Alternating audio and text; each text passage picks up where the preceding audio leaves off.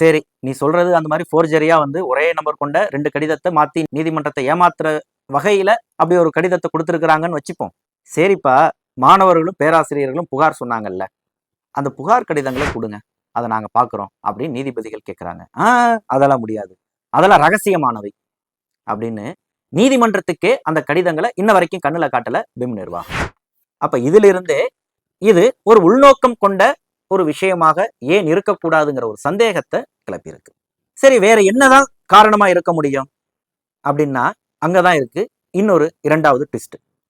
இந்த பிம் நிர்வாகத்தினுடைய தற்போதைய இயக்குனராக இருக்கக்கூடியவர் அசித் குமார் பர்மா. இவர் மேற்கு வங்கத்தை சார்ந்தவர். இந்த இயக்குனர் தன்னை எப்படியெல்லாம் நடத்தினாரு, தன்னிடம் எப்படியெல்லாம் பேசி இருக்கிறார் அப்படிங்கிறத நீதிமன்ற ஆவணங்களிலேயே ஆடியோ பதிவுகளாகவுமே பதிவு செய்திருக்கிறார் பேராசிரியர் ராம்நாத் பாபு.